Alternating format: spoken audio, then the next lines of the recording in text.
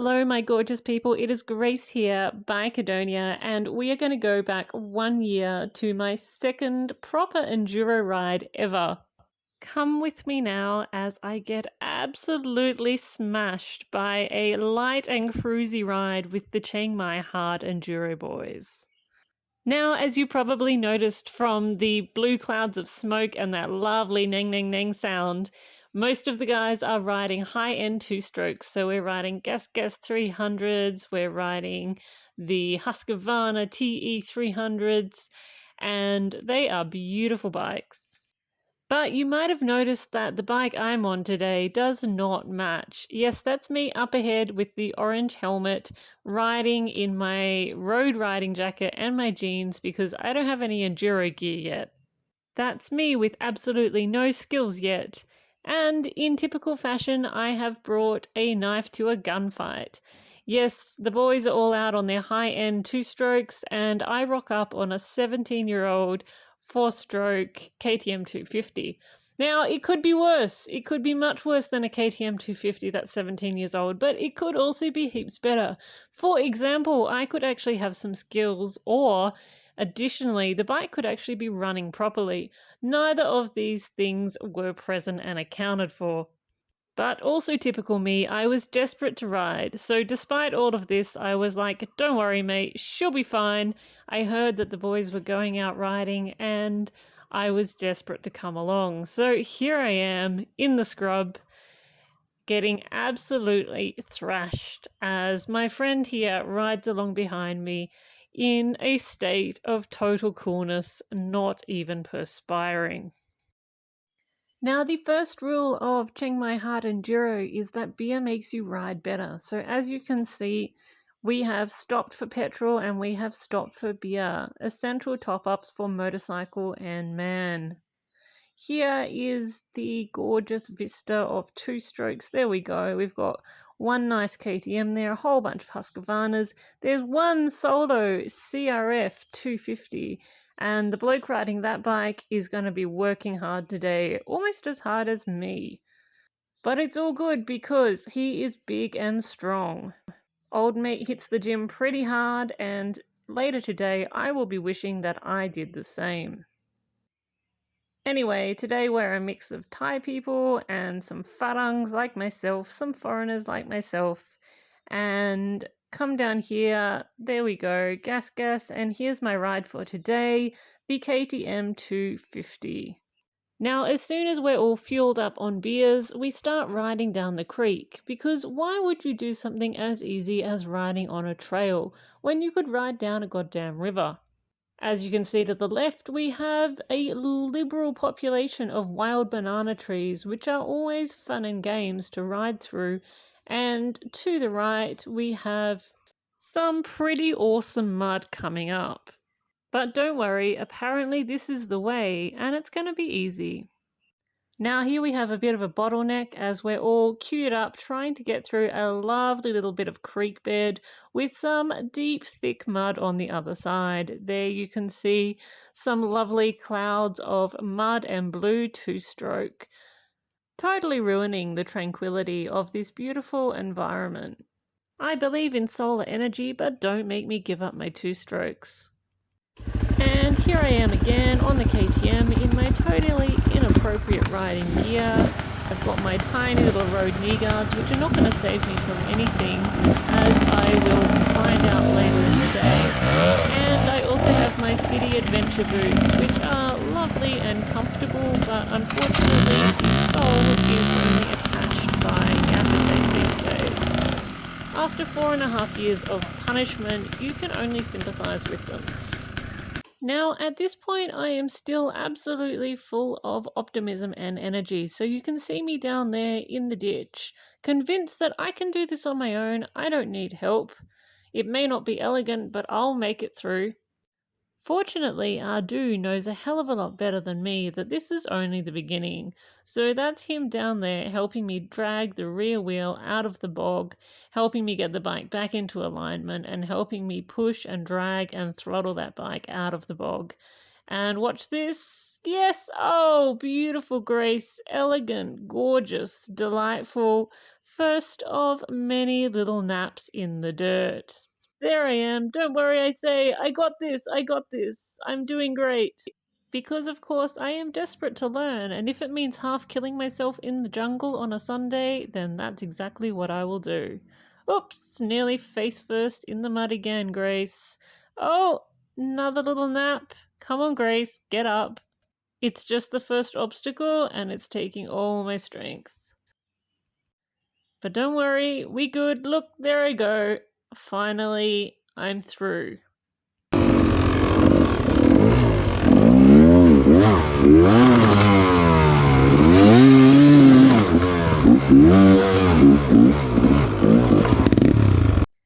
There we go, the next person is through the seemingly impossible obstacle in a matter of seconds. This will be the story of my life, at least for the rest of today. And to be honest, it's going to be the story of my life for the following year as well. But if you don't try, you don't learn, and I am here to learn.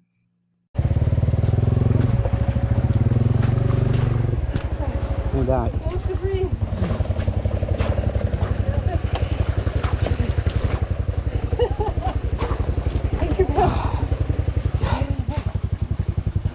You gentleman. He's such a gentleman. He saves my ass every time.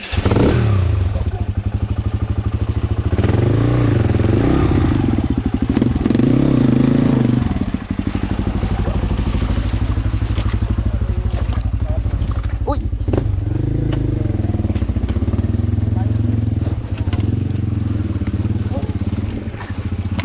There I am, getting saved again. I don't know if you could hear me say it, but I was already gasping for breath.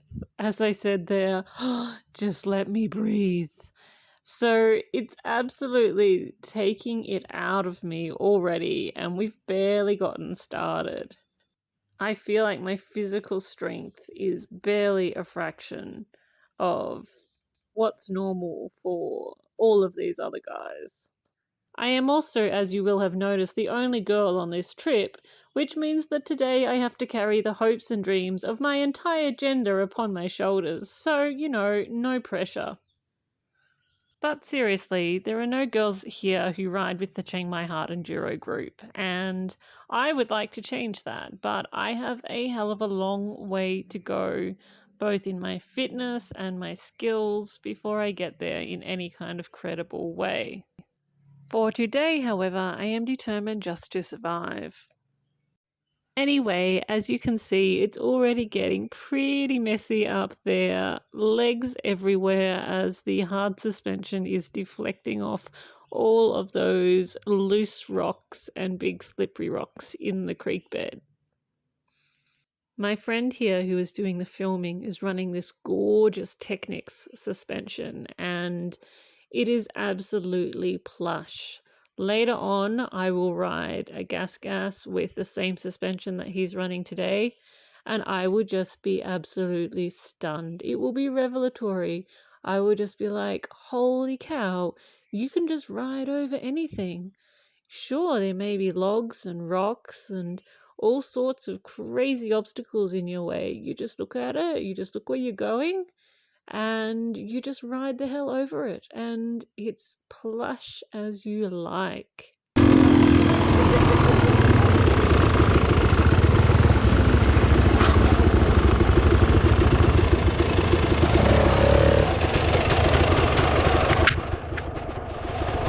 But at this stage in my budding enduro career, I had no idea that suspension like that even existed.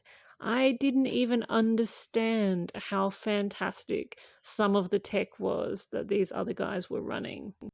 Do I sound jealous? Yes, absolutely, 100%. But don't worry, I'll get there too. Anyway, here I am, back with the old Kato, and it's my turn to get through this log obstacle.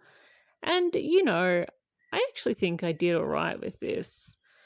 I made it through on my own, and not everyone did. It's not pretty, and there's going to be a little bit more lurching, but I'm going to get through that gap. The bike is, of course, way too tall for me because I'm only 5'4", but I ride a KTM normally, so I'm used to the fact that pretty much every motorbike in the world is too big for me, so that's fine. Here I am, still on my feet, the bike's still upright. The game is not over yet.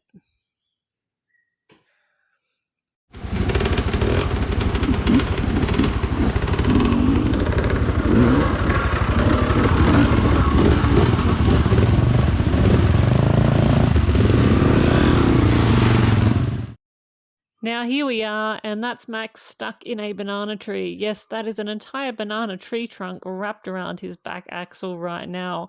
I don't know if you're familiar with the texture of banana trees, but they're soft and fibrous, and wrapped around your axle is not where you want them. Here we are, this was a good obstacle, a log that was up off the ground. As you can see, it was giving a few people hell, and I knew that I just had to accept help. So here's Tom, who's roughly twice my size, trying to get the KTM over the log for me. I am standing in the background, extremely grateful for the assistance, and wondering how he's going to do it. And up and oh, there we go. So close to glory and yet so far. Compared to the two strokes, this is a heavy old beast of a bike. I don't have a lot of wisdom, but I have the wisdom to know it's time to sit my ass down and let somebody else handle this obstacle on my behalf. My sincerest thanks, of course, go to the guys who helped me out again and again, because without that, I would not have been able to make it. I wouldn't have been able to have this learning experience. And we all have to start somewhere. And I am so grateful to all of the guys who remembered that, the guys who now have wild hard enduro skills, and remember that they too started somewhere and that they too once needed help. Because that means the world to someone who's just starting out. It means the difference between whether you get the opportunity to participate and to learn and to get into the sport, or whether you stay locked out. So, to all you people all around the world who are helping beginners out at the moment, who are remembering what it's like to be at the very beginning of your experience in a sport like this, I say thank you very, very much, and please don't forget and don't stop.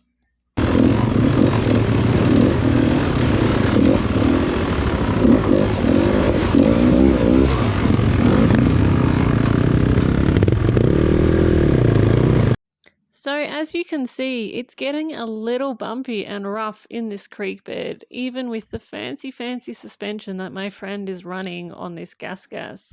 You can see him up on the pegs most of the time. He's got beautiful balance because he's a trials rider. And so when it comes to doing gnarly stuff really slow, that's his forte. These are some skills I am keen to acquire. They also stand in total contrast to some of the guys who are way out ahead, and you ain't even going to see them in this video because they are so far ahead right now. But they have a riding style which tends to be more full throttle all the time, which definitely works for them, but it's a totally different skill set.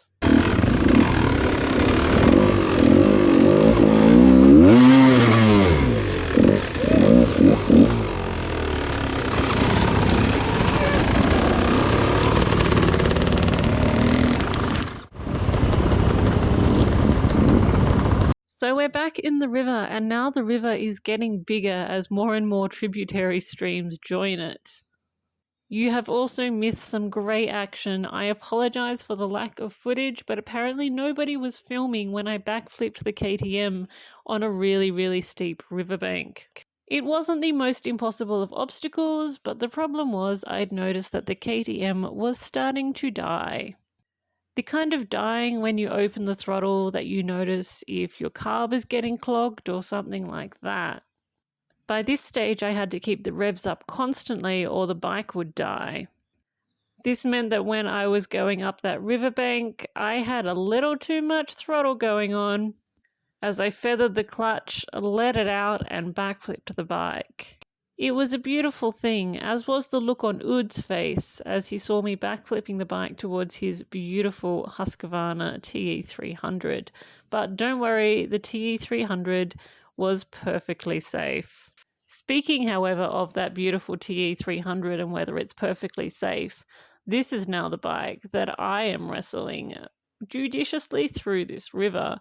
Now, you'll see me actually get off the bike and start to walk it through some of these sections because I could not live with myself if I drowned somebody else's beautiful TE300. It's not my bike, and it's not even the bike that I started the day riding. Ud and I have swapped because we got to the point where the KTM wouldn't run at all, and I thought we were going to have to get a buffalo to tow it out of the jungle. Anyway, Ud got it running, and although it was running really badly and just seemed to be dying constantly, Ud is such an excellent rider that he could ride that bike out of there.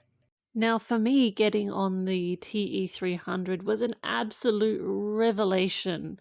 After the KTM, I was having spasms and cramps up my left arm, right up my tricep, up my forearm, from the heavy clutch and trying to control that heavy bike. And then I just got on the TE300 and it was just like so light and so powerful, and the clutch was light and everything was just so much easier. I was so grateful.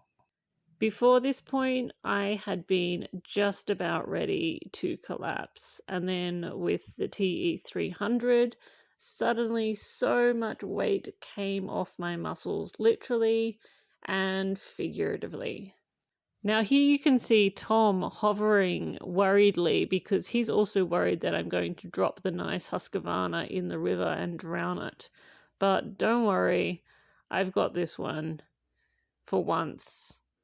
But full credit to him for taking the time to keep that beautiful bike safe.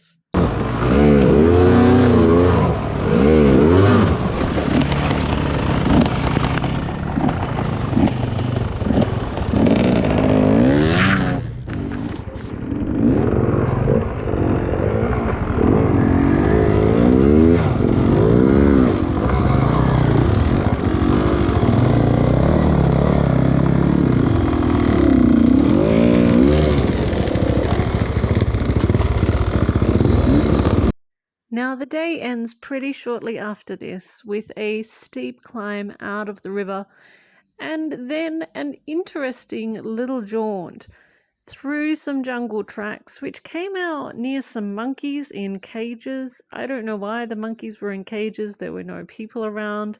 I have no idea what was going on. But anyway, we got out before darkness fell, much to my relief, and we were cracking cold beers right before dusk. So that was one of my very first experiences of enduro, and it was a complete eye-opener. I realized that I was hopelessly addicted. I also realized that I had such a long way to go, so much to learn before I could hold my own.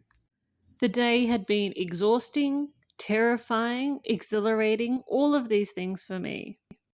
And I was super conscious that I was the only girl out there doing it. I felt like I had to prove that I could. In a sport as physical as this, it's always going to be an uphill battle. But a year later, I am more than happy to say I am definitely still in the game. So stay with me as I have more crazy enduro adventures. Stay with me through the blood, sweat, and tears as I try to acquire some skill in enduro and maybe one day hit that hard enduro benchmark.